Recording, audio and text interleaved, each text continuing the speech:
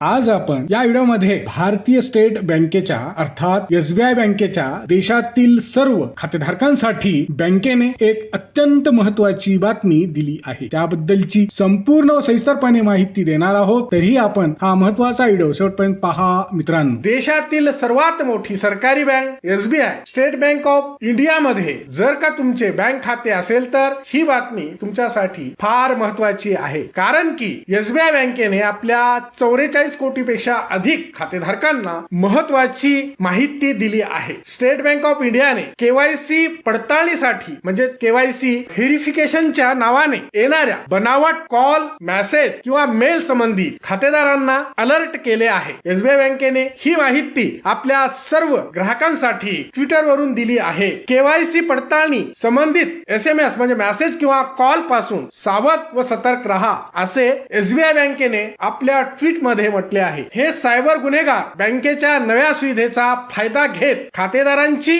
लूटमार व फसवणूक करत आहेत। खातेदारांनो लक्षात ठेवा, कधीही कोणत्याही बँका, फायनान्स कंपन्या, टेलिकॉम कंपन्या ग्राहकांची कोणतीही खाजगी माहिती जसे की बँक खाते क्रमांक, आधार कार्ड नंबर, पॅन कार्ड क्रमांक अशी माहिती विचारत नाहीत। ब्रेकिंग न्यूज, अजून एक व्यक्तीने आपल्या चॅनलला सबस्क्राइब केलेलं नाही। अहो ते तुम्ही तर नाही ना? पटकन सबस्क्राइब करा, लाईक करा आणि बेल आयकन दाबा, नाहीतर उद्याच्या न्यूज मध्ये तुमचंच नाव येणार। सबस्क्राइब करा।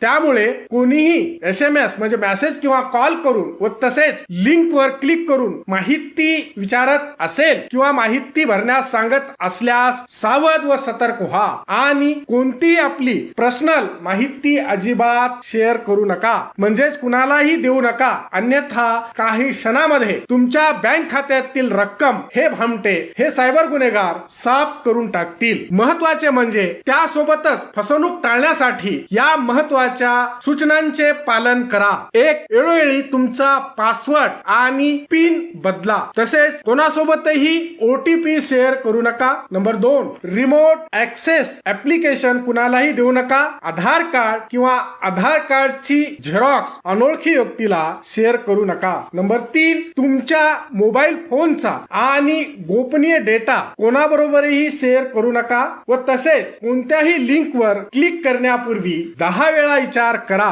कोणताही फ्रॉड मेल ओपन करू नका, म्हणजेच उघडू नका। नंबर 4, तुम्हाला एखाद्या कॉल, मेसेज विषयी खात्री नसेल किंवा शंका असल्यास त्वरित आपल्या बँक शाखेशी संपर्क साधा आणि तसेच केंद्रीय गृह मंत्रालयाचा हेल्पलाईन क्रमांक 1930 या क्रमांकावर त्वरित संपर्क साधा। देशातली सर्वात मोठी सरकारी बँक स्टेट बँक ऑफ इंडियाने अलीकडेच शुक्रवारी म्हणजेच शुक्रवार दिनांक 7 ऑगस्ट 2026 रोजी आपल्या सोशल मीडिया अकाउंट एक्स वरून एक ट्विट करून या संदर्भातील माहिती आपल्या सर्व खातेदारांना दिली आहे। हा व्हिडिओ शेवटपर्यंत पाहिल्याबद्दल आपल्या सर्वांचे अगदी मनापासून आभार। खूप खूप धन्यवाद। जय महाराष्ट्र।